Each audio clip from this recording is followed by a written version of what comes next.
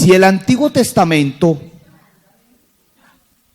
escuchen la pregunta, hermanos, por favor. Si el Antiguo Testamento habla del Mesías de principio a fin, ¿por qué no podemos pensar que Jesús organizó y planeó cada acto con la intención, pues, con intención como quien conoce al detalle el Antiguo Testamento? O sea, más o menos es como si Dios se leyera el Antiguo Testamento y él lo sabía, ¿cierto? Bueno, voy a cuadrarlo en mi vida. Voy a tomarlo del Antiguo Testamento y me lo voy a aplicar. Vamos a ver si eso es posible. Pues, hermanos. Creo que ya anticipadamente el hermano había dicho algo respecto a eso. Hay algunos hermanos muy estudiosos, muy serios, que han hecho la contabilización de las profecías del Antiguo Testamento. Para algunos dan como unas 350 referencias, en todo caso más de 300, y era como si Jesús hubiera estudiado el papel que él tenía que hacer. Y ahora voy a hacer esto, y ahora voy a decir esto, y ahora, o sea, como si todo estuviera libreteado. Pero hay una gran cantidad de cosas que estaban fuera del control de él, como por ejemplo su nacimiento, el lugar de nacimiento, el momento del nacimiento, el nombre que iba a recibir, porque eran cosas que estaban ajenas a él. Ahora imagínense a Jesús en la cruz diciéndole a los romanos, bueno, y ahora ustedes me tienen que atravesar con una lanza para que cumplan las profecías. O sea, era una cosa que definitivamente estaba fuera de su control, lo mismo que aún su misma resurrección. Eso que el Padre fue el que le levantó. Bueno, en esa pregunta en algo tiene razón, porque Jesucristo es Dios. Y Jesucristo, antes de hacerse hombre, ya existía como el Verbo eterno de Dios, antes de la fundación del mundo. Y Él planeó juntamente con el Padre, en el Espíritu, todas las cosas desde antes. Entonces la palabra sí habla del anticipado consejo de Dios. O sea que la venida del Señor sí fue anticipada para la redención del hombre. Como hablamos ahora, Dios ya conocía que el hombre iba a caer, iba a pecar. No quiso, pero sabía, y soportó y permitió.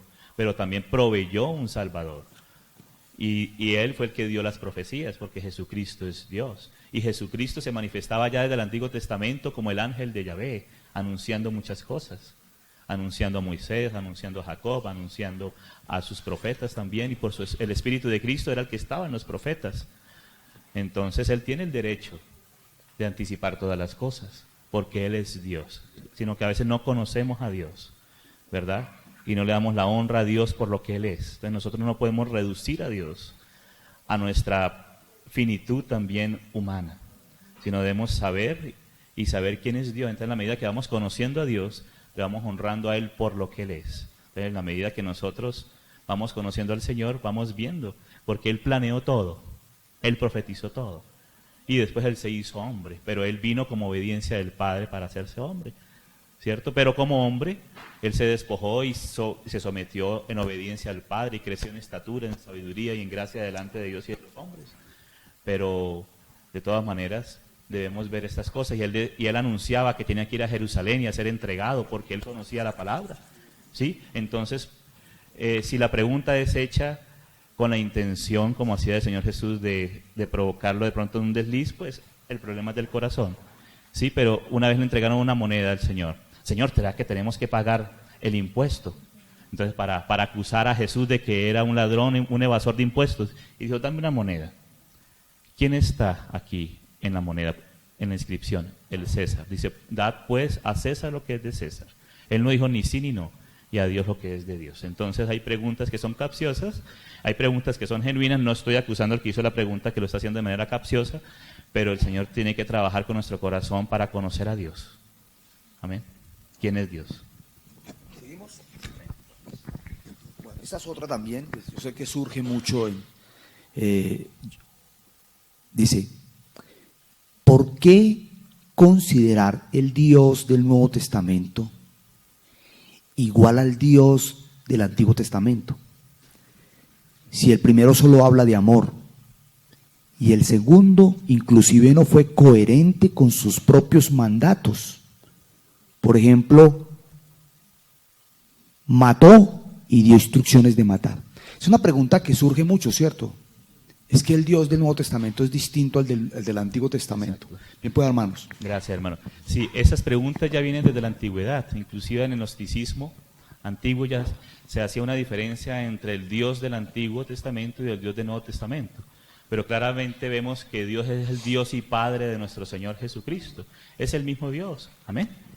Entonces, a veces en ciertas órdenes de Dios, por ejemplo, ir a Canaán y destruir a la población de Canaán, Dios le había dado oportunidad a Canaán, pero mira que ese acto fue un acto de misericordia, de justicia, pero también de misericordia, porque los cananeos, por ejemplo, es uno de los ejemplos, tenían prácticas horrendas, horribles, ofrecían a sus hijos a Moloch, al fuego, y hacían prácticas que no quiero ni mencionar aquí por causa de los niños que están presentes.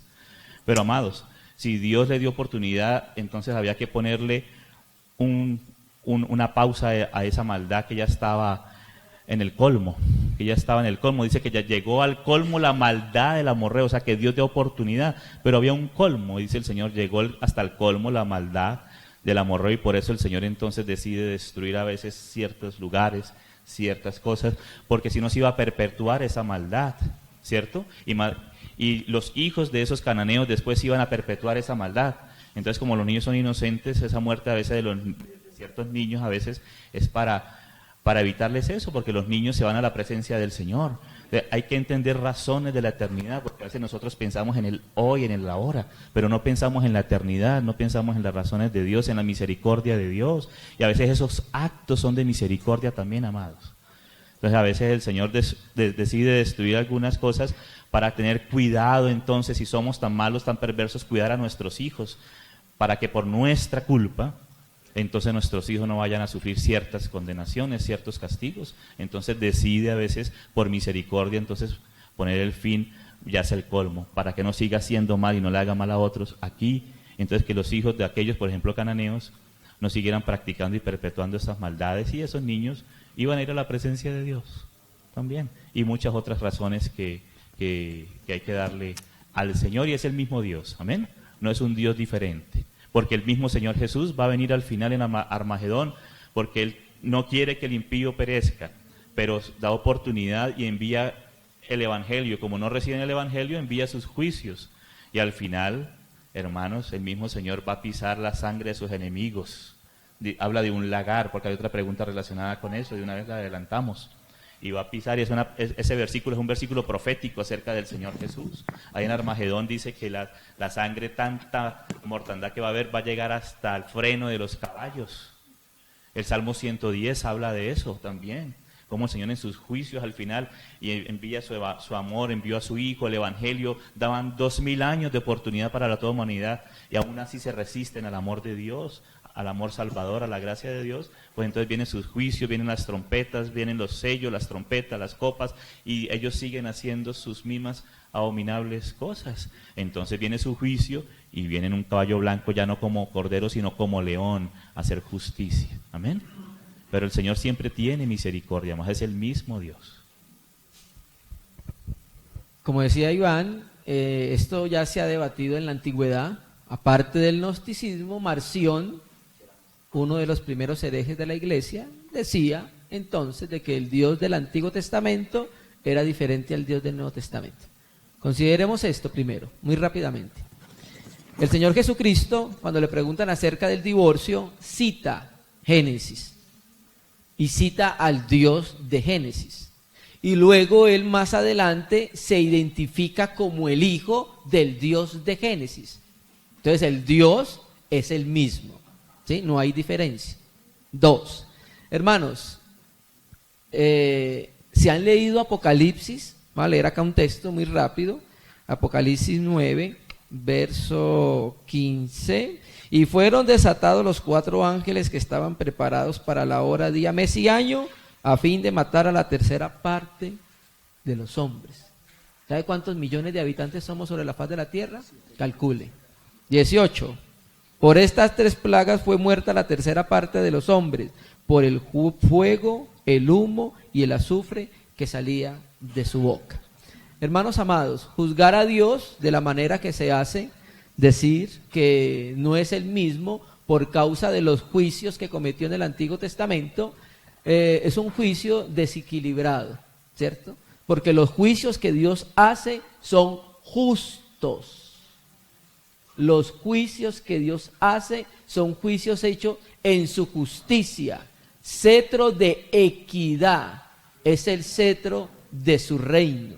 Entonces, creo que es muy rápido juzgar a Dios con nuestra mente. Necesitamos entonces conocer entonces lo que acabó de explicar el hermano, ¿sí? Terribles actos los que hacían los cananeos cuando metían los niños dentro de Moloch, de esa imagen de hierro para quemarlos. Entonces, hermanos, debemos más bien es ver que Dios es un Dios justo en sus juicios, en lo que hace.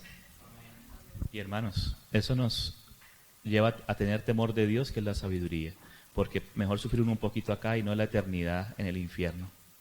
Entonces, Dios llamándoles la atención para que nos volvamos a su amor. Sí, la Biblia es la historia de un Dios que no muda su carácter. El carácter de Dios es inmutable. Claro, Él es Padre, Él es amoroso, no quiere que nadie se pierda. Él es santo, no convive con el pecado. Él es justo y como justo tiene que juzgar el pecado mismo. Pero algo que se nos muestra es que es misericordioso. Lo único que el hombre podría merecer después del pecado es la condenación. Pero a cambio, entrega a su Hijo. La ofensa fue contra Dios. Dios es el ofendido. Pero Dios mismo se convierte en el Salvador. Dios mismo es el que se entrega en su Hijo para salvar al hombre. De modo que no se puede levantar un juicio contra Dios. No se puede, la evidencia es clarísima. Y se nos muestra en la entrega de su unigénito, de lo más amado, de lo más cerca de su corazón, para rescatar al hombre que se encuentra perdido.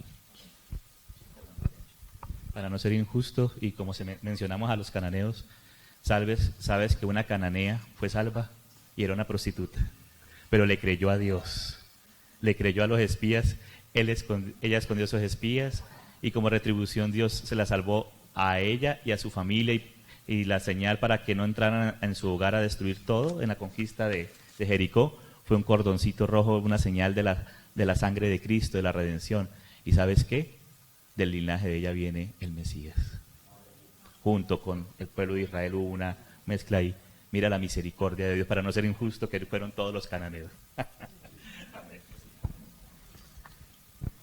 Bueno, quiero mencionar también otro versículo, porque mira que el concepto es que el Dios del Nuevo Testamento es un Dios de amor, pero también mencionemos el incidente, por ejemplo, de Ananías y Zafira, y lo que puede haber significado para la iglesia. Y uno podría decir, no, pero es que estamos en el tiempo de la gracia, el amor del Señor. Y ustedes recuerdan, es Hechos 5, ¿cierto? Hechos 5, y lo que dijo el hermano Iván ahora, el principio de la sabiduría es el temor. ¿Qué pasó cuando sucedió ese caso? Vino gran temor sobre toda la iglesia. Y cuando dice el escritor de Hebreos, nuestro Dios es fuego consumidor. O cuando dice el otro texto, horrenda cosa es caer en manos del Dios vivo. Spurgeon decía una frase muy interesante, decía, háblale al mundo de un Dios creador y lo tolerará, pero háblale de un Dios sentado en su trono gobernando con justicia. ¿Sí ves? Y no lo tolerará. O sea, los hombres quieren ese Dios complaciente, a su medida, que puedan controlar y manipular.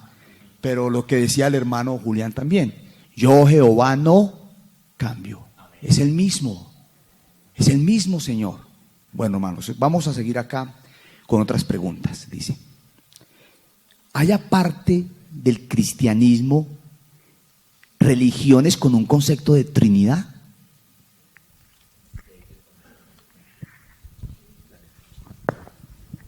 Sí y no.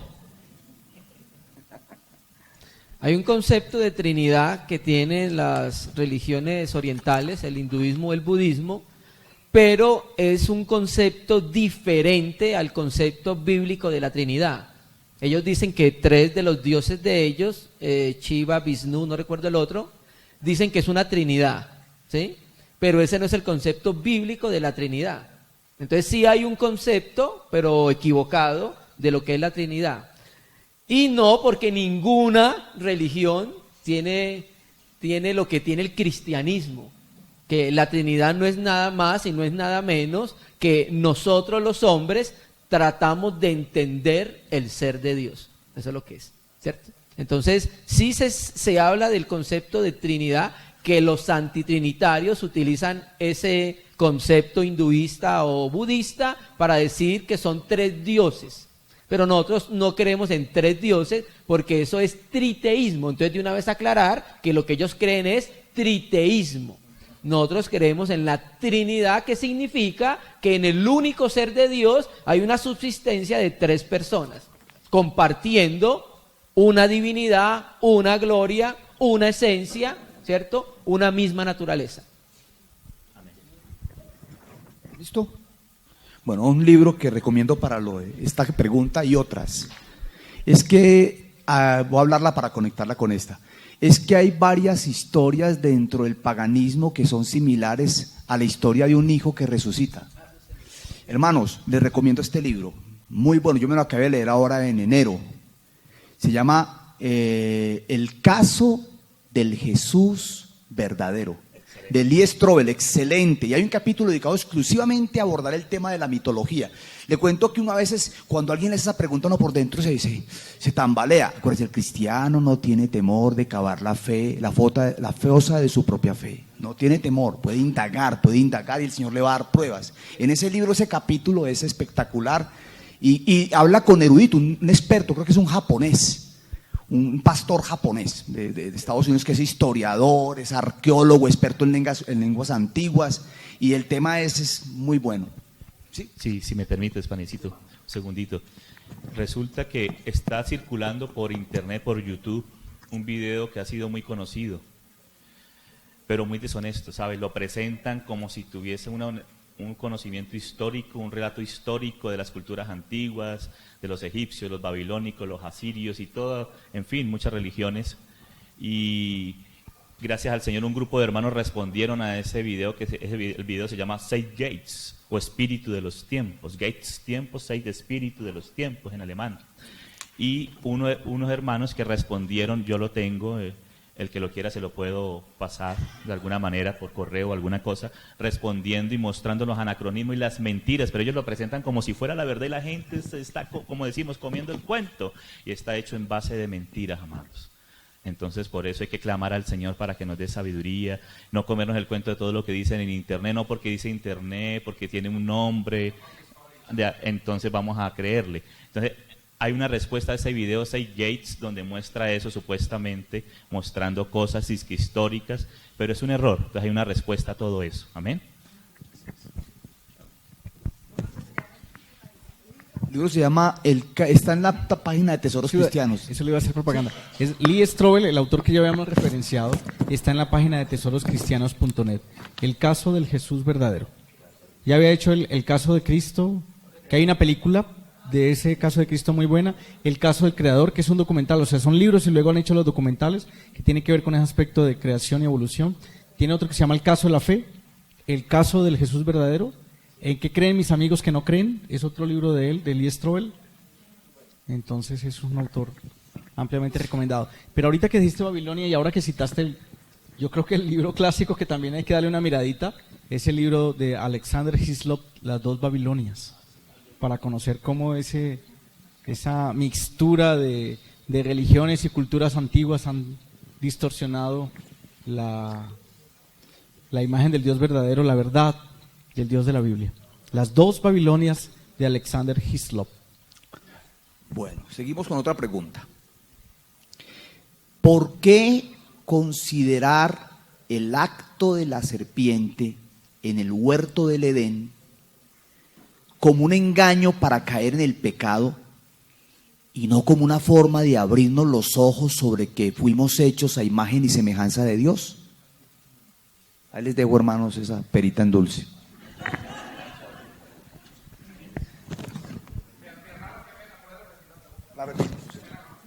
Bueno, ¿por qué considerar el acto de la serpiente en el huerto del Edén como un engaño para caer en el pecado?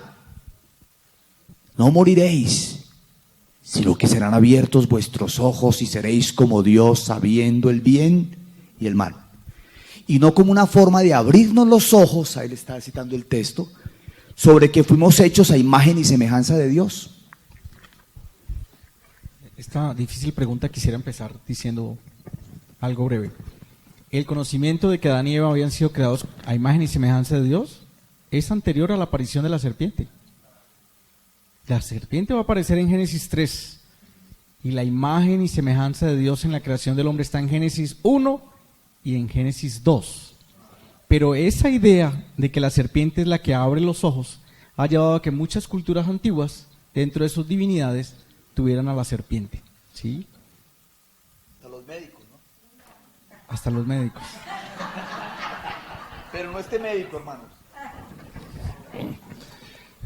Bueno, Dios había dicho desde el principio, Génesis capítulo 2, de todos los árboles podréis comer, mas del árbol del conocimiento del bien y del mal no comeréis, porque el día que de él comiereis ciertamente moriréis. Ahí está la palabra. Ahí está la tremenda libertad que Dios le da al hombre y la gran cantidad de árboles que había en el huerto, más había uno. Y ese uno, prohibido para el hombre comer, era necesario para probar. O sea, Dios no quiere que sus hijos estén gobernados o sean como robots, sino que tengan libertad de decidir si seguir a Dios, porque Dios es Dios, o seguir en otras cosas, seguir otras palabras, otros consejos. Ese en realidad es el problema con el cual tenemos que enfrentarnos diariamente. Si confiar en lo que Dios ha dicho o vamos a confiar en lo que otros dicen. El árbol del conocimiento está relacionado con intimidad, con tener al comer de él una intimidad tal que llegue a ser yo como eso. Entonces, claramente Dios había dicho, no tengas intimidad con eso, no comas, no te nutras de otra fuente, porque si quieres una fuente correcta está el árbol de la vida. También estaba el árbol de la vida, que representa a aquel que es la vida eterna, Cristo. Es Cristo, provisión de Dios para darnos vida. Y en su contraparte está este árbol que está relacionado con la serpiente. O sea que el árbol y la serpiente están en unidad. La palabra de la serpiente en ese árbol llevaba al hombre a negar la veracidad de Dios para tomar las palabras de la serpiente como si fueran verdaderas. Y ciertamente los ojos se abrieron, pero no se abrieron los ojos del entendimiento espiritual, sino los ojos naturales que le permitieron verse desnudos, como si la gloria de Dios, por causa del pecado, se hubiese ausentado. ¿Por qué antes no se veían desnudos? ¿Por qué antes no eran conscientes de su condición? Porque la gloria de Dios les cubría. Y fue necesario luego del pecado, porque al verse desnudos, cosieron hojas de higuera y se cubrieron. Ellos se estaban justificando. Y Dios no quería eso. Vemos en el capítulo 2, vemos el evangelio completico. Vemos el engañador, vemos al hombre cayendo, bueno, a través de la mujer. No se habla mucho del hombre. Lo que se dice es que el hombre toma y come. Luego se disculpan. La mujer que me diste, ella me dio de comer. Ya aparecen las características del pecado. Yo no tengo culpa. La culpa la tienes tú porque me diste una mujer que fue la que me dio de comer. Entonces le está echando la culpa a Dios. Finalmente, Dios les tiene que cubrir. Y les cubre con pieles de animal. Un tipo de Cristo mismo. Para mostrar allí su misericordia. Porque el hombre sí debía morir. Pero quien muere es un animal. El animal muere a cambio del hombre. Hablo de una muerte que debía ocurrir ese día. Tal vez la muerte física, que ocurrió muchos años después. Pero lo que nos muestra el contexto es que sí hubo una muerte espiritual, hubo una desconexión, una prohibición de parte de Dios de que el hombre comiera del árbol de la vida para que viviera para siempre. Claro, después, en la revelación progresiva, podemos entender que esa vida proviene de Cristo, que Cristo es el Cordero que murió por nosotros, y que en el pasado, en la antigüedad, el animal que murió tipificaba al Señor Jesús. Entonces estaba en el plan de Dios el darnos el conocimiento de una mente superior, de un conocimiento, si lo pudiéramos llamar así, que provenía de lo celestial y no de lo terrenal, no de la serpiente, sino de Dios mismo, porque es la revelación que Dios quiere darnos y que, bueno, de alguna manera se tipificaba en el árbol de la vida, pero que ahora lo tenemos por la fuente misma que provee Cristo por medio del Espíritu. Entonces, muchas de las preguntas que tenemos y que apelamos a nuestra mente natural, no las vamos a encontrar, no vamos a encontrar respuestas, porque la mente natural quedó anulada, o más bien diría yo, dispuesta para que sea alimentada de otra fuente de sabiduría, que es la sabiduría que proviene de lo celestial. Cristo mismo, el pan que descendió del cielo. Entonces, debemos poner nuestra fe es en el árbol de la vida, en Cristo mismo, y no en otra fuente de sabiduría o de conocimiento que no es celestial, mas es terrenal, que lo que nos va a llevar es a ensimismarnos, a pensar que nosotros sí somos como Dios. Claro que fuimos creados a imagen y a semejanza de Dios. La serpiente no estaba diciendo mentiras. No lo estaba diciendo. Seréis como Dios, pero ¿cómo así que seréis como Dios? Y ya lo soy. Ya somos como Dios, fuimos creados a imagen y a semejanza. Pero, ¿sabría el hombre que había sido creado a imagen y a semejanza de Dios? Yo creo que no.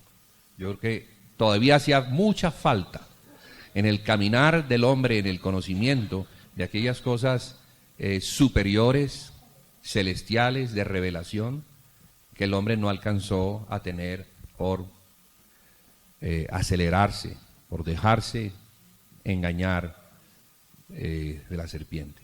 La Biblia dice que fue la mujer la que fue engañada, el hombre no, el hombre sabía lo que estaba haciendo.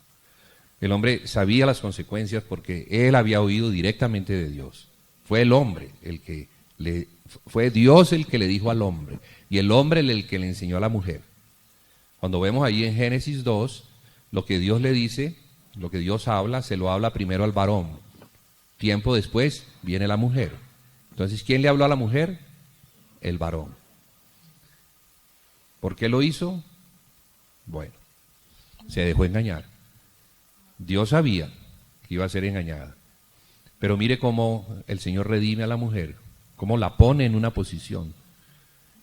Y le dice, de tu simiente vendrá alguien que pondrá la cabeza de la serpiente bajo sus pies. Y estaba hablando proféticamente del Mesías, del Redentor, que viene claramente de la mujer, de Israel, que tipifica también a esa mujer. Nuestro Redentor, el Señor Jesucristo, había sido concebido desde antes de la fundación del mundo. Por eso hablábamos el día de ayer de que fuimos bendecidos con toda bendición espiritual en los lugares celestiales en Cristo. O sea que todo eso estaba ya planeado por Dios para revelar a su Hijo de una manera soberana, para que después de esa revelación, de esa encarnación, de esa muerte, de esa resurrección, las evidencias quedaran tan claras que nuestra fe puesta en Dios y en su Hijo Jesucristo fueran inconmovibles.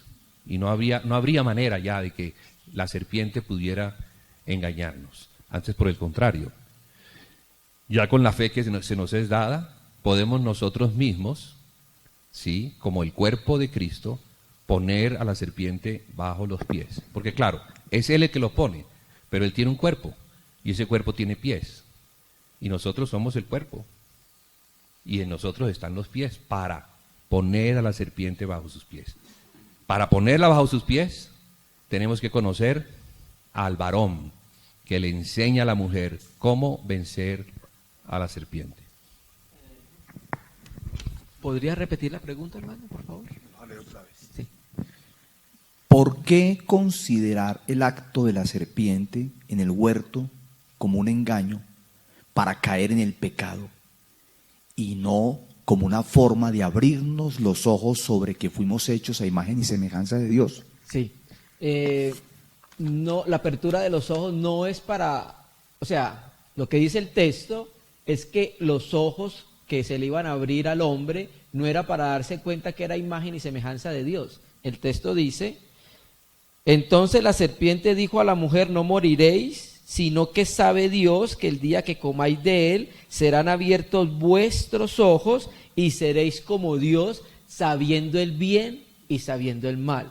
¿Cierto? Entonces lo que dice el texto es que lo que estaba buscando la serpiente es que la mujer o el hombre abrieran sus ojos, pero no para darse cuenta que eran semejantes a Dios, sino para conocer el bien y el mal. Entonces, esto se parece mucho a la doctrina del mormonismo. El mormonismo enseña que la caída de Adán y Eva fue una caída hacia arriba, enseñan ellos. ¿Sí? Hermanos amados, esto tiene que considerarse como lo dice la Biblia. Hermano, pero no aclara el concepto, una caída hacia arriba. Pero Sí, o sea que fue una bendición. Que al Adán y Eva, al abrirse los ojos, fue una bendición porque pudieron conocer el bien y el mal. ¿Sí? Esa es la doctrina que enseña el mormonismo. Tenemos que decir lo que dice la Biblia. 2 Corintios 11:3. Pero temo que como la serpiente engañó a Eva. O sea, eso no es nada más y nada menos que un engaño. No se puede ver como algo positivo. Además, a través de eso, hermanos, entró el pecado al mundo, la muerte, la violencia, la decadencia, la tierra fue maldita. ¿Cómo puede considerarse como algo positivo? Dios quería que el hombre conociera las cosas, pero desde el punto de vista de Dios, no a través de la intervención de la serpiente. Muy breve por el tiempo. Bueno, quiero cerrar esta pregunta con una frase, hablando de lo que decía el hermano Julián. La Biblia, su riqueza es incontenible.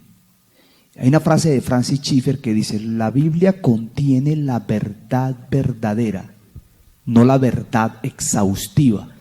Lo que él quiere decir con esto es que hay cosas, Dios no dijo todos los detalles. Llegará el día en que Él va a manifestar todo. Incluso hay cosas que son, ¿qué? Secretas. Él no las ha dicho. Y yo me imagino cuando estemos allá y nos muestre por qué peleábamos nosotros. Y ustedes peleando por eso tan, vea, hombres así. Ay, hermano. Bueno, seguimos. Esta para los jóvenes, esta está buena. Le llegó la hora a los muchachos. ¿Cuál es la diferencia entre estar enamorado y que te guste a alguien? Ah, qué cambio tan violento ese, no, pero bueno. Eso es un viraje tenaz.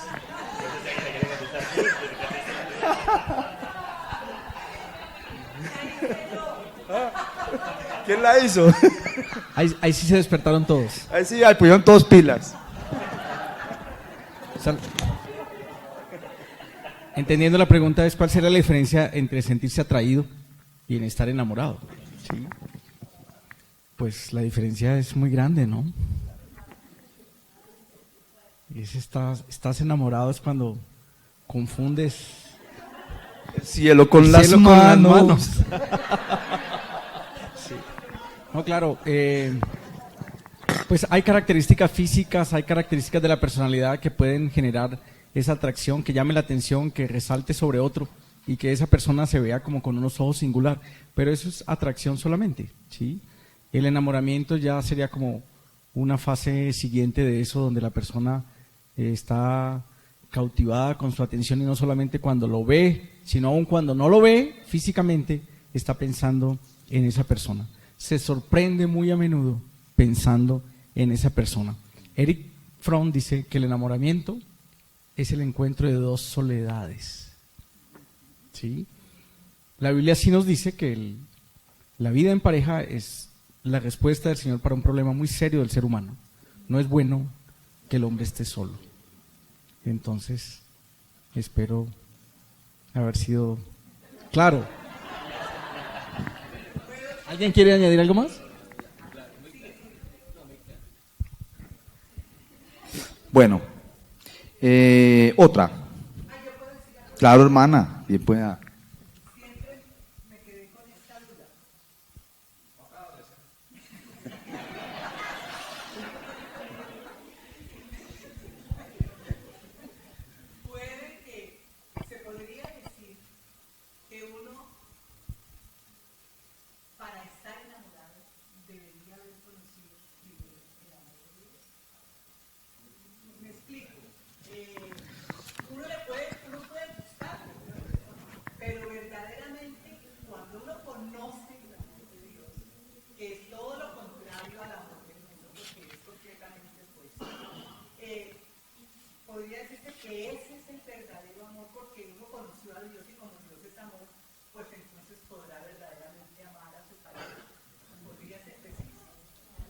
Yo creo que es así. Lo que pasa es que lo que el mundo y entre nosotros reconocemos como enamoramiento es más ese desbalance de neurotransmisores que dura 18 meses cuando la persona está cerca y hace que sintamos mariposa en el estómago, que no son parásitos, ¿no? Pero el verdadero amor es finalmente cuando hemos conocido del Señor y pasamos de eso que lo describimos como un sentimiento, que la persona dice, uy, pasó por allí, como que se inflamó, ¿cierto? Ese enamoramiento, dejar de verlo entonces como un sentimiento y empezar a verlo como una decisión, como un compromiso, como la bendición y la respuesta del Señor para construir esa vida de pareja, de familia y de ser bendición para otros. Necesitamos definitivamente el amor del Señor para poder llegar a ese amor pleno, humano, como parejas. Una vez un hermano planteaba con un título, ¿se acuerdan cuando Abraham mandó a traer la esposa para Isaac? Entonces lo resumió con una frase, novia traída o novia conquistada. ¿Usted qué quiere? Ahí le dejo esa pregunta. Bueno, listo, otra pregunta. Pero ya que lo dices allí, imagínense ustedes en la antigüedad, y no antigüedad muy antigua, sino 50, 60 años atrás, los papás cuadrando el matrimonio de sus hijos. ¿Ya? La mamá diciéndole en la cocina a la hija, ¿usted ve ese señor que está hablando ahí con su papá en la sala? Dentro de una semana se casa con él. Pero yo no lo amo, yo no estoy enamorada de él.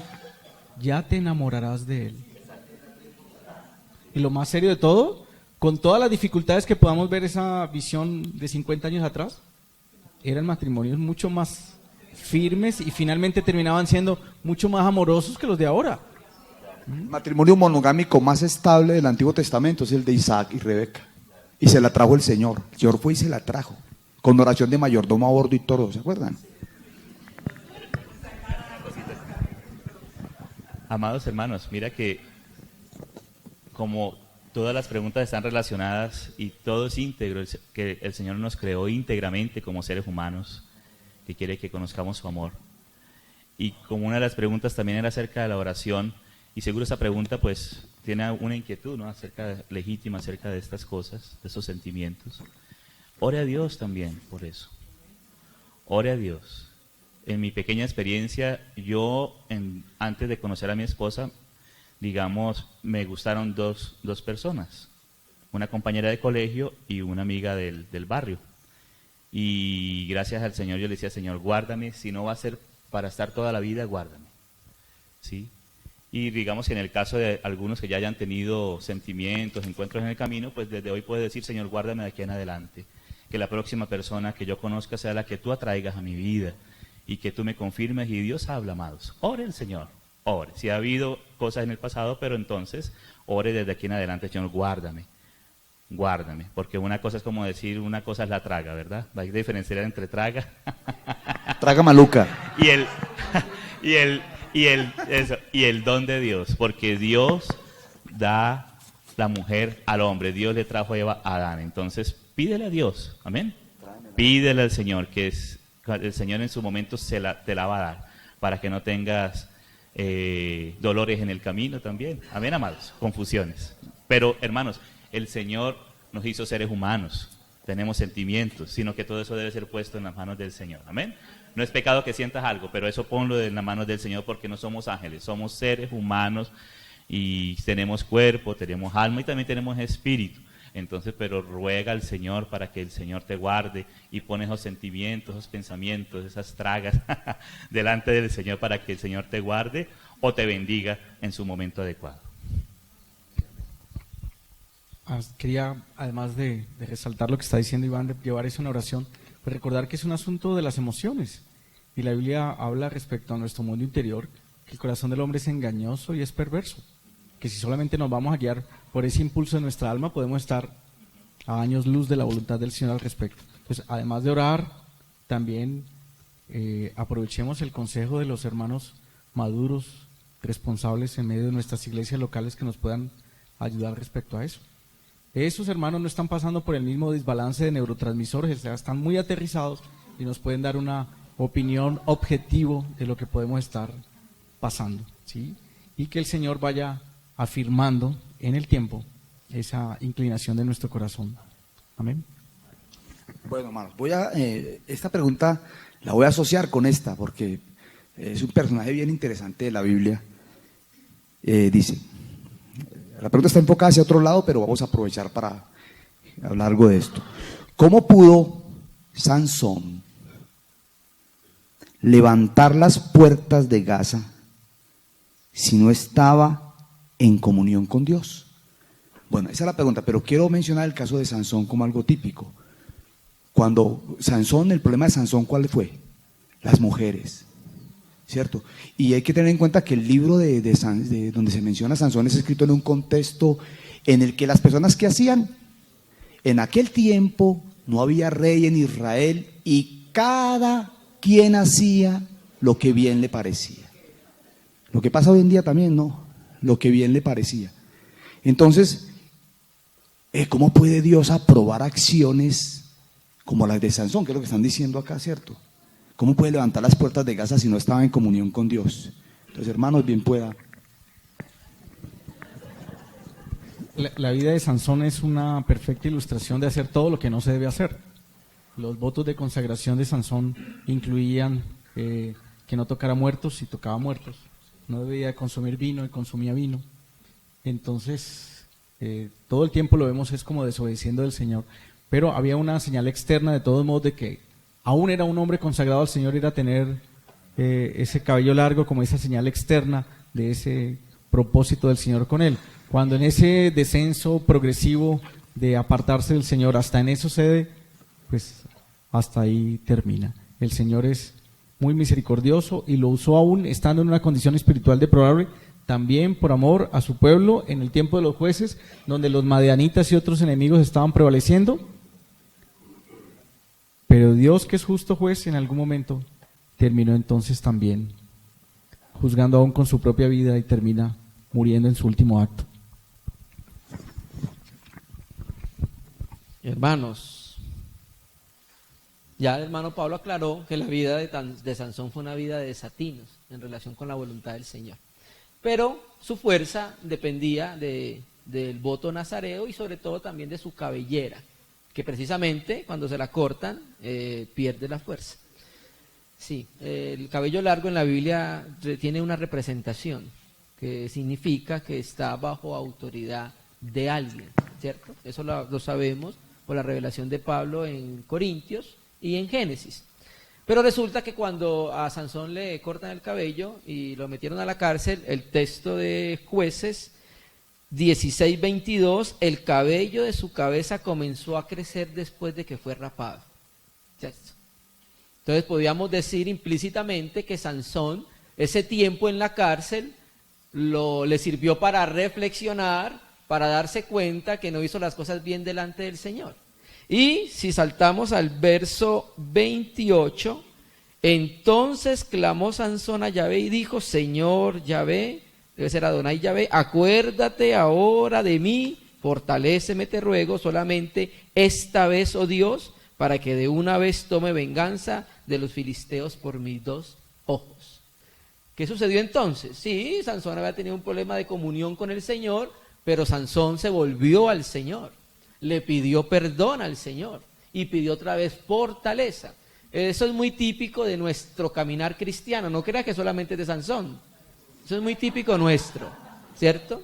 Nosotros muchas veces también entramos en una situación como la de Sansón, que no debería ser lo normal, pero no ha sucedido con ustedes y con nosotros, que cuando le pedimos perdón al Señor nos perdona y nos ayuda, ¿cierto? Bueno, ese es el mismo caso de Sansón, aunque no estaba en una comunión fluida con el Señor y no la estuvo como mucho tiempo en su vida, porque fue una comunión constantemente interrumpida por causa de su pecado, ¿cierto? En este último momento se vuelve al Señor, le vuelve a crecer el cabello, mostrando como si otra vez se hubiera colocado bajo la autoridad del Señor y oró para poder ejecutar el último juicio contra los filisteos. Y hay algo notable en la escritura que dice el apóstol Pablo, ¿no? Que el llamamiento y los dones son irrevocables. Ya es responsabilidad nuestra cómo nosotros los usamos.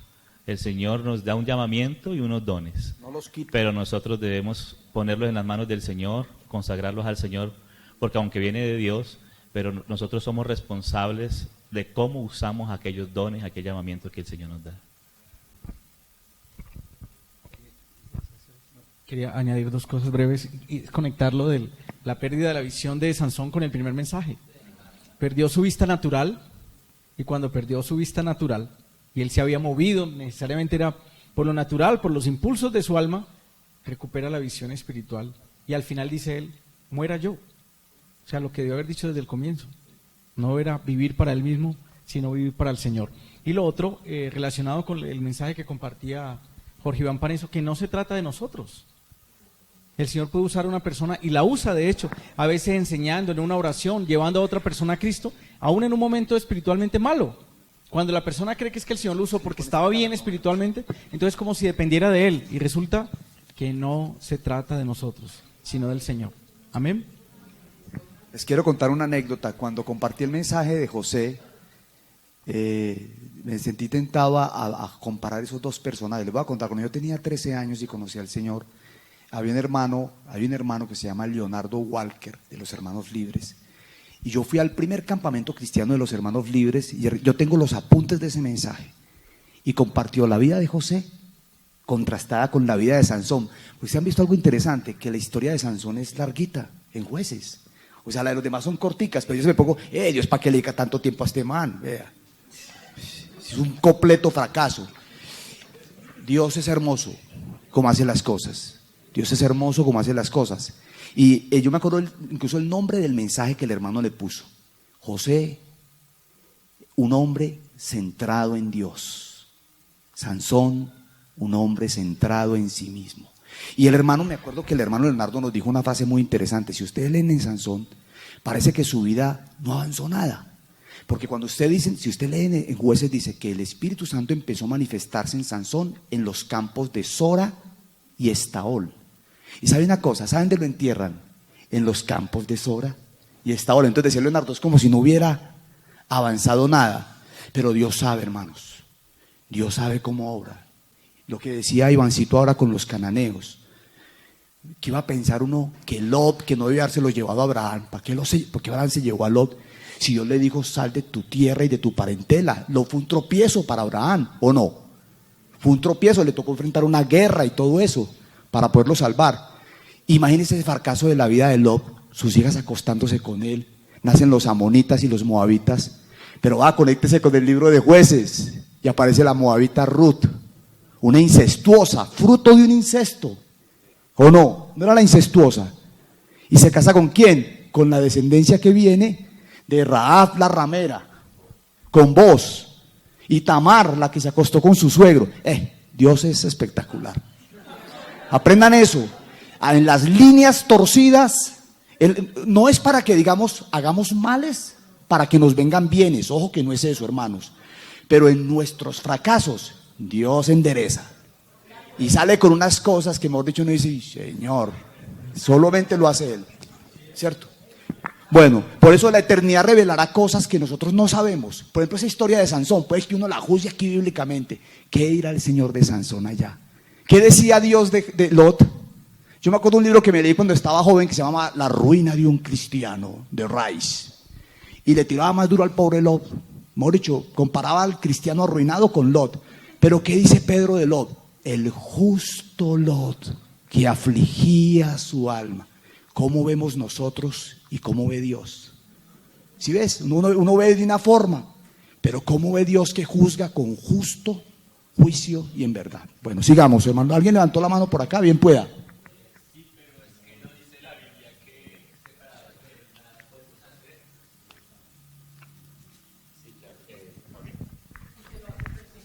Sí, claro. Separados de Él, nada podemos hacer para fruto eterno. Si conectamos toda la parábola, habla de aquello que es fruto para reino eterno. Porque muchas personas están haciendo muchos males, matando, asesinando, violando, y lo están haciendo, lo están pudiendo hacer, pero sin Él y no para Él. Y quería decir, hay un cántico del avivamiento de Argentina relacionado con Sansón, que más o menos mi hijita me ayuda a acordar, si no me acuerdo bien, dice: el cabello de Sansón comenzó a crecer después que fue rapado. Más adelante dice: oh, cuán grande es el amor de Dios a su hijo prisionero. Y después empieza a hablar acerca de la misericordia de Dios al final de la vida de Sansón. Bueno, otra pregunta, ¿listo? Bueno. Oye, qué hermanos tan preguntones, hombre, tan tenaz, hermano. ¿Ah? No, ya me dieron media hora más, nos dieron media horita más. Hermanos, pacientemente espere al Señor. Esperemos el almuercito, que media horita más tenemos. Bueno, ¿por qué Dios maldijo a Canaán? Sí, quien la embarró fue Canaán. Sí, ¿por qué? ¿Por qué maldijo al nieto? ¿Se acuerdan ustedes la escena de la desnudez de Noé? Que Canaán lo ve y le cuenta a sus hermanos vienen de espalda y lo cubren. Y la Biblia dice que a Noé se da cuenta de lo que pasa cuando sale de su borrachera y maldice al nieto. ¿Pero por qué? Ven pues, hermanos.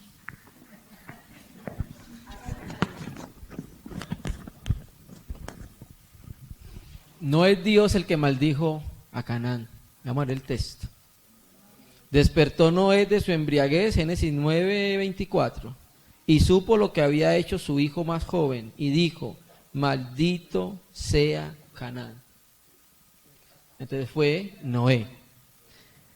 Muchos comentaristas bíblicos enseñan que la razón por la cual no maldijo directamente a Cam fue porque lo que hizo Cam fue Cam, ¿cierto? Cam fue el que vio la desnudez. Lo que hizo Cam fue instigado por su hijo Canaán. Eso es lo que dice muchos comentarios bíblicos serios, que por esa instigación fue que Cam descubrió la desnudez de su padre. Entonces, por eso cuando Noé se despierta, de alguna manera supo que no fue Cam, o sea, fue Cam, pero fue instigado por su hijo menor. Entonces, por eso la maldición cae sobre Canaán. Eso es uno de los comentarios que tienen los escritores bíblicos. No sé si el hermano quiere. No quiero anotar más. Yo hago una pregunta. ¿De Canaán vienen los cananeos? Sí, vendían los cananeos. Lo que sí quisiera añadir es que hay muchas cosas que nosotros leemos que hacen los seres humanos, los personajes del Antiguo Testamento, como en este caso, en boca de Noé, y creemos que es Dios el que lo hace. Hay una gran cantidad de cosas que tenemos que tratar de distinguir cuándo es Dios el que está hablando, cuándo es Dios el que está obrando, y cuándo son los hombres del Antiguo Testamento. Y lo que hacen los hombres del Antiguo Testamento es responsabilidad de esos hombres del Antiguo Testamento. Entonces a veces terminamos, digamos, como culpando a Dios de cosas que no son. Como por ejemplo cuando en el libro, al final del libro de Jueces, aparece un personaje donde llega un levita y aparecen y los van a linchar y van a violarlos y todo eso, y él dice: aquí están mis hijas, hagan con ellas lo que quieran. Entonces dice: ¿Dios aprueba eso? Eso fue un sinvergüenza el que hizo eso, y él es responsable de lo que estaba diciendo, pero no es Dios el que está hablando en ese. Es la palabra de Dios, y Dios nos está hablando, que hay un mensaje para nosotros, pero eso que se está diciendo allí, lo está diciendo ese personaje en el libro de Jueces, y él es el que es responsable por lo que dijo. Seguimos. ¿Qué sabía Noé acerca de su familia? Porque es Noé quien maldice. Claro, Dios no es el que maldice, pero es Noé. Cam es el que ve la desnudez de su padre, va y le cuenta a sus hermanos y sus hermanos le reprenden. Yo creo, esta es mi interpretación, que Noé sabía por qué había venido el juicio. Bueno, la Biblia también lo muestra. Muestra que los ángeles tomaron mujeres y de ellas les nacieron hijos. Había una situación que trajo el juicio de Dios. Y esa situación que es mencionada en Pedro y en Judas tenía que ver con fornicación, con actos contra natura, homosexualismo. Era muy claro para Noé, quien construyó el arca, seguramente ayudado por sus hijos y otros más, que el asunto sexual era algo bastante serio. Y este era un pecado de tipo sexual, porque vio la desnudez de su padre. Algunos dicen que el ver la desnudez de su padre no solamente implicaba el haberlo visto, sino que tal vez tuvo relaciones con su padre. La Biblia no aclara mucho y a veces deja a la interpretación de nosotros lo que pudo haber sucedido. ¿Y por qué Canaán y por qué no los otros hijos? ¿Por qué Canaán resultó siendo esa nación de donde estaban los gigantes? ¿Por qué volvieron a aparecer los gigantes que enfrentó David? Porque la Biblia dice que había gigantes en ese tiempo y después. Entonces, no doy una respuesta como una respuesta legítima, sino hago más bien preguntas, para que en las preguntas el Señor nos ayude también como a ver lo que Él nos quiera contar, y si no nos quiere contar, pues no nos cuenta. Hay cosas que son secretas y que le pertenecen al Señor y no las quiere contar y no las cuenta. Y a veces, pues a nosotros que nos gusta como meternos con esos asuntos, especulamos. Pero en la especulación, que puede ser válida, ¿qué sabía Noé acerca de su familia, acerca de su descendencia, acerca de su nuera, la esposa de Cam? ¿Qué sabía? Porque ellos se cuidaban y dice la Escritura que Noé halló gracia delante de Dios, porque era perfecto en sus generaciones. ¿Por qué era perfecto? Porque Dios estaba desde el principio cuidando el linaje del Mesías. Y las familias tenían que mantenerse puras, porque cada mujer podía ser la madre de esa simiente anunciada desde Génesis 3:15, desde el día en que el hombre pecó. Entonces, claro, yo creo que había una estrategia de parte de Satanás, que era corromper el genoma humano, la genética, la generación, que iba a ser la portadora del Mesías. Entonces, Noé y su esposa puros, sus hijos puros, pero las mujeres de esos hombres no lo sabemos. No sabemos si la esposa de Cam sería una descendiente que después trajo una descendencia impura, no lo sé, pero yo en las preguntas que me hago puedo consentir que había algo allí. Había algo de impureza que Noé conocía. Y por eso entonces él dictamina un juicio, y un juicio que de verdad en el tiempo cae sobre esa nación de los cananeos. ¿Me puede pedir un favor, hermano Jair? ¿Me puede leer todo el testigo de lo que dice Noé? Para notar unos detallecitos ahí. Lo que dice Noé cuando habla con todo ese testigo que está ahí. Y los hijos de Noé que salieron del arca fueron Sem, Can, Jafet, y Can es padre de Canaán. Y inmediatamente el texto empieza a hacer aclaración. Entonces yo quiero que hable de lo que dice Noé cuando su hijo ve su desnudez. Él dice varias cosas ahí. Y despertó Noé su embriaguez Ahí. y lo supo, y supo lo que había hecho su hijo más joven, y dijo, maldito sea Canaán, siervo de siervo será de sus hermanos. Dijo más, bendito por Yahvé mi Dios sea Sen, y sea Canaán su siervo. Engrandezca Dios a Jafet, y habite en las tiendas de Sen, y sea Canaán su siervo. Son profecías. Son profecías, o sea, que ahí hay una profecía. Y si ustedes observan una cosa, mire que cuando Noé menciona la profecía, ¿a quién pone en preeminencia sobre todos los hermanos? A Sem. ¿Y de dónde viene el linaje del Mesías? De Sem. Luego asociarlo con lo siguiente. Cuando uno lee la historia de José, que es tan bonita, ¿sabe que hay un capítulo que es raro? El 39. Porque es que suena como raro, porque viene hablando de José y de un momento es que Judá se fue para tal parte y se casó con una cananea. Pero el capítulo tan raro ahí como cortado, y cuenta toda esa historia y después retoma lo de José. Y cuando yo estoy leyendo ahora Génesis, entonces cuando llegué a la última parte, que es la profecía de Jacob, cuando bendice a sus hijos, es como si uno dijera, oiga, el Mesías tiene que venir de José, es que José es el muchacho. Y Judá en el capítulo 39, no, ¿cómo así que se casa con una cananea? ¿Cómo así que casa a sus hijos? Pierde a sus hijos, ¿se acuerda? Ustedes conocen la historia. Y Tamar, la historia de Tamar es espectacular porque Tamar juega parte del linaje ¿de quién? De Jesús el Mesías. Y ahí está, o sea, es que el Señor está pensando en su hijo cuando escribe las escrituras. El hilo conductor de las escrituras es el Mesías, es el Hijo de Dios. El centro y la sustancia de las escrituras es Jesucristo. Entonces aparece lo de Tamar. Y entonces cuando usted lee la bendición, yo me puse a leer despaciecito la bendición. Él habla de Rubén y dice, no, este no, porque este hizo esto, esto y esto. Y él está profetizando, ¿cierto? Lo que dice el hermano Yair.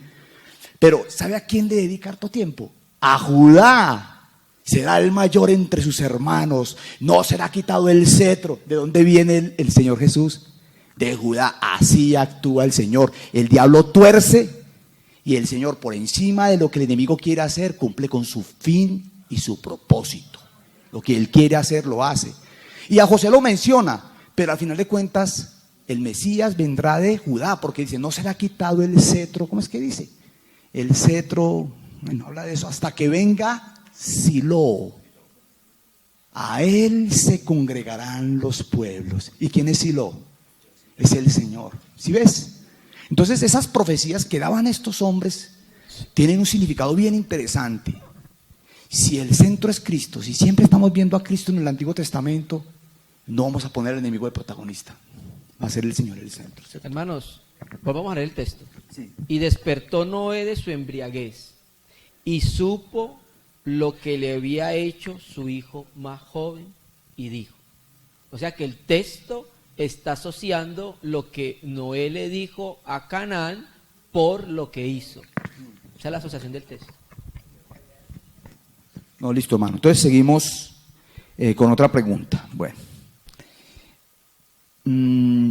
Esta sí me parece, bueno, ya se la dejo a otro hermano porque esta sí está.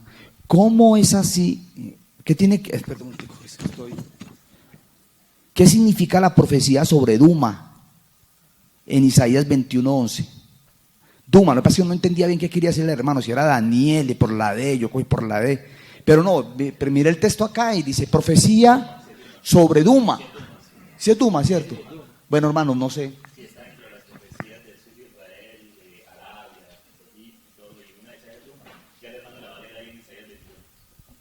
Isaías 21:11. Vamos a leerla.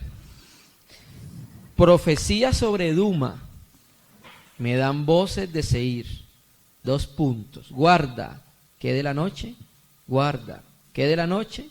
El guarda respondió, la mañana viene y después la noche.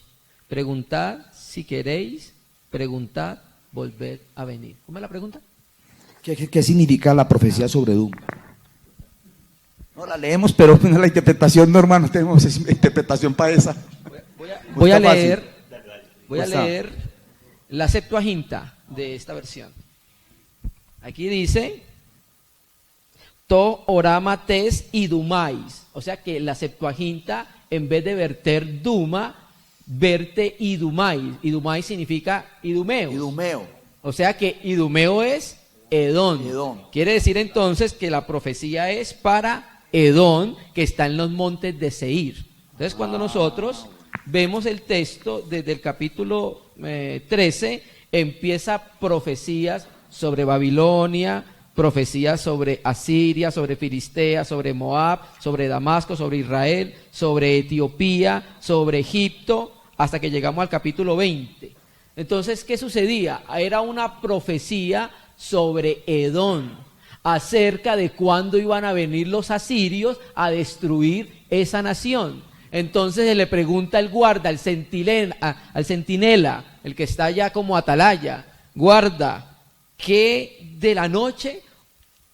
Guarda, ¿qué de la noche? O sea, está como preguntándole qué nos espera. ¿Vendrán pronto los asirios? O sea, lo interpreto así por el contexto de los capítulos anteriores. ¿Qué de la noche? ¿Será que van a venir? ¿Será que no van a venir?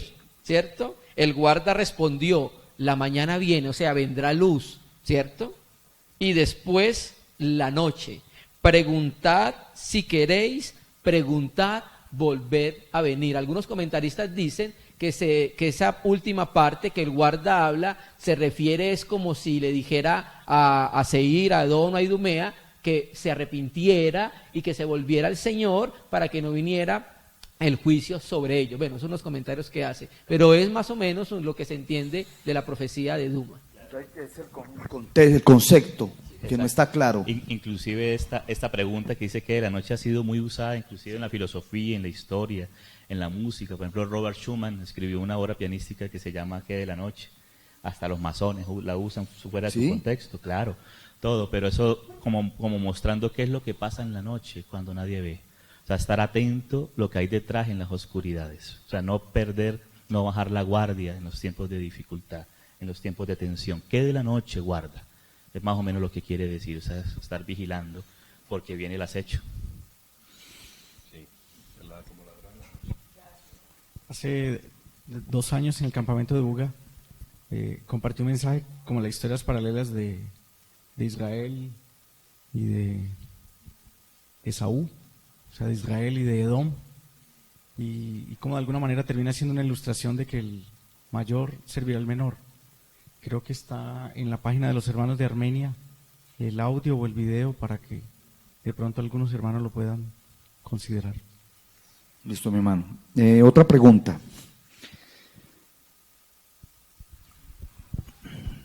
Bueno, ¿por qué los cristianos son más propensos a consumir pornografía?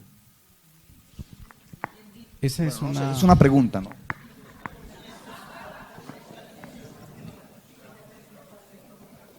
Pues esa es una afirmación no confirmada. No sé cuál es la fuente de la persona cuando hace esa afirmación, pero yo he considerado otras fuentes al respecto y no son así, ¿sí? Es cierto que entre la cristiandad ha habido un aumento del consumo de la pornografía en el mundo, y durante mucho tiempo se consideraba que el consumo de la pornografía era un asunto masculino. Ahora el tema es que ha ido bajando el consumo masculino y ha empezado a aumentar el consumo femenino de pornografía. El autor que les contaba hace poco, Jas McDowell, la vez que estuvo en Cali, que era la segunda vez que estaba en Cali, estaba dando una conferencia y él planteaba lo siguiente: ¿cuál creen ustedes, lo hacía como una pregunta, es la principal amenaza para el cristianismo? Entonces decía él, dentro de las opciones de respuesta, el modernismo, la modernidad, el agnosticismo, el ateísmo, la evolución, el comunismo. La principal amenaza para el cristianismo, dijo, no es esa. La principal amenaza para el cristianismo es la pornografía en Internet, donde hombres y mujeres entran en bancarrota espiritual y no dentro del propósito del Señor para ellos y en su servicio, porque se ven completamente como derrotados, anulados, quitados sus fuerzas en una vida de derrota y no de un testimonio glorioso del Señor. Entonces, lo que la Biblia nos dice, y se aplicaría para la pornografía y para cualquier otro pecado, es que el que esté firme, mire que no caiga. Y decía Jas McDowell en esa misma conferencia, puede que usted cuando está en Internet no esté buscando la pornografía en Internet, pero la pornografía sí lo va a buscar a usted. Las propagandas y todas estas cosas van a estar entrando, aún hasta entre páginas cristianas. Usted está leyendo los autores más serios, bueno, más limpios que pueda encontrar, y ahí va a entrar la propaganda pornográfica, porque ahí está el enemigo como el príncipe de este mundo, trayendo esa distracción y este gran engaño. Es tan serio este tema, hablábamos en el campamento de parejas en Cartagena hace algunos meses, que se necesita, además de la oración y la ayuda del Señor, a veces la ayuda de los hermanos para poder romper ese hábito. Hay en este momento herramientas digitales, herramientas tecnológicas, donde cuando usted entra a internet, por ejemplo, yo entro a internet, inmediatamente le he pedido ayuda a mi hermano para eso, estoy luchando con esto, ayúdame. Entonces, apenas yo entro a internet, inmediatamente en el celular de Paneso, en el computador de Paneso, aparece lo que yo estoy visitando, como para que mi hermano sea un guardián de lo que yo estoy haciendo, porque se requiere ayuda extra para poder andar en una victoria en este aspecto. Bueno, yo quiero mencionar un libro también que lo leí de hace un tiempito, se llama El silencio de Adán, de un cristiano llamado Larry Crabb. Y él en ese capítulo menciona algo bien interesante, habla de la pornografía y explica incluso interesante que dice que las historias antiguas de la mitología, las leyendas y mitologías, están viciadas de sexo y pornografía. Es el dios que abusa de esta y parte está en la mitad y que de ahí salió el sol y la luna y las estrellas. El único que no tiene ese relato es la palabra de Dios, ya sabemos por qué. Cuenta la verdadera historia, ¿cierto? Y Larry Crabb dice que el nombre Adán viene de una palabra también que significa recordar. Y entonces él cuenta una historia, es muy, muy tenaz, ahí en el librito cuenta la historia de un hombre que antes de ir a su casa entra a una revista a ver pornografía. Y dice que tiene que sacar todo de su mente para poder verla. No puede recordar quién es, aunque él es cristiano. Y dice, y cuando sale de ese sitio, recuerda que tiene que predicar el mensaje el domingo. Y es tenaz. Y yo sé que como él es psicólogo, él es que ha hablado con muchos hermanos que sufren esto. Y es verdad, la pornografía, cuando usted tiene que ver pornografía, lo menos que tiene que hacer es recordar quién es. Y el hombre tiene que estar recordando constantemente quién es, quién soy yo en el Señor. Estamos ante un flagelo impresionante que ha afectado y destruido la vida de muchas personas. Hace poco en una comunidad cristiana pasó un caso impresionante que hizo un daño terrible, porque cuando una persona está en el liderazgo, el efecto es mayor, más devastador sobre los más nuevos, sobre todos los que están llegando. Entonces que Dios nos ayude, y lo que decía Pablito de la necesidad de ayudarnos mutuamente. Pornografía también es una adicción, ¿cierto? Como los juegos de azar. Voy a decir con el tema ahora con el acceso a la tecnología tan fácil, el tema de nuestros hijos. Antes había un computador fijo en la casa, ahora los niños tienen los tabletas o los celulares en sus habitaciones. Entonces imagínense que puede pasar por la mente de un niño cuando a los 4 o 5 años está viendo accidentalmente una película pornográfica porque estaba buscando un juego, porque estaba buscando otra cosa. ¿Cómo se van a quedar esas imágenes allí distorsionadas? Y entre más estén grabando esas imágenes, más va a querer seguir viendo lo mismo y ahí va a estar siempre recreando esa película en su propia mente y va a ser verdaderamente desajustado. Mucho del deterioro en la vida sexual, en la vida de la intimidad de las parejas hacia el futuro tiene que ver con ese asunto de lo que fueron expuestos antes de tiempo a una información completamente distorsionada de algo que debe ser glorioso y de bendición para los matrimonios. Bueno, vamos a hacer una última pregunta ya para cerrar ya la brecha. Aquí quedaron más preguntas, pero pues el tiempo no va a alcanzar. Ya la pregunta, tienen que volver al próximo campamento, sí, porque quedaron preguntas pendientes. ¿Quiere saber usted las respuestas a las próximas preguntas? No se pierda el próximo campamento. Entonces dice, dice el texto acá, dice, es un texto, ¿por qué no lo leemos, hermano Jair? Salmo 58:10. Dice, su pie lavará en la sangre del impío. ¿Qué quiere decir la Biblia con este verso? Dice que Salmo 58:10.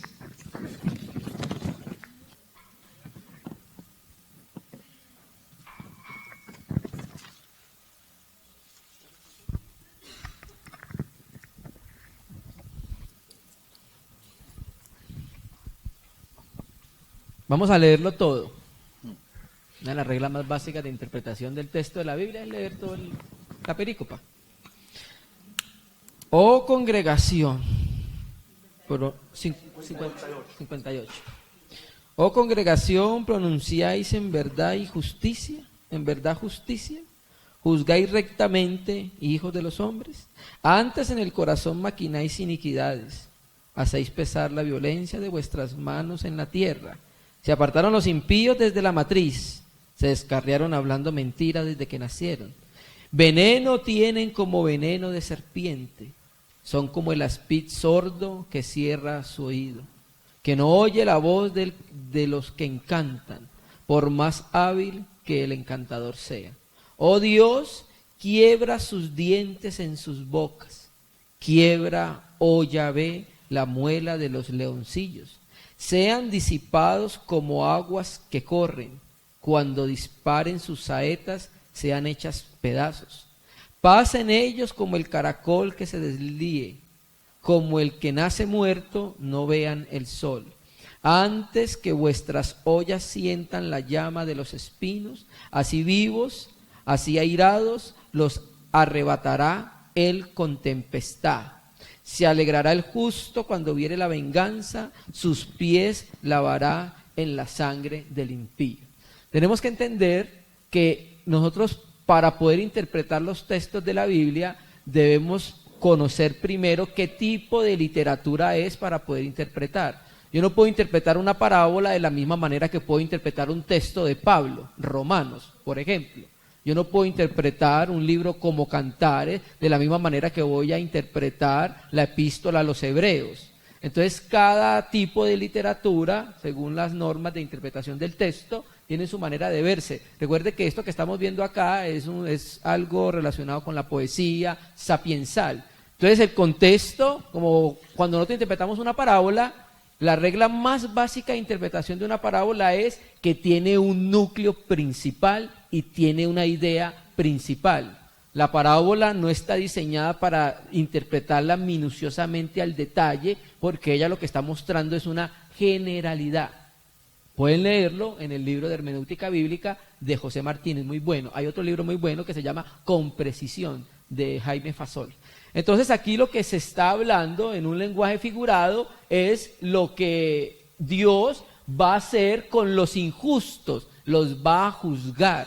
Y está utilizando este tipo de lenguaje, sus pies lavará en la sangre del impío. ¿Recuerdan ahorita la mención que hacía el hermano Iván acerca de la sangre en el libro de Apocalipsis, cuando el Señor venga a juzgar? Bueno, es un lenguaje más o menos parecido. No sé si quieres añadir algo.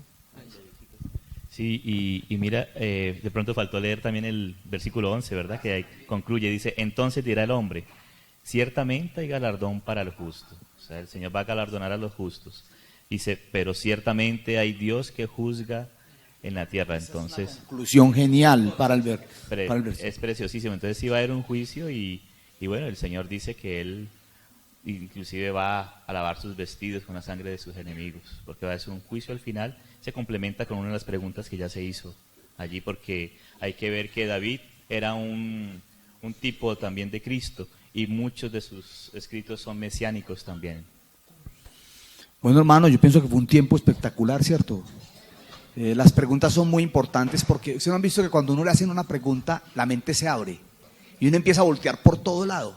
Eso es lo bueno de las preguntas.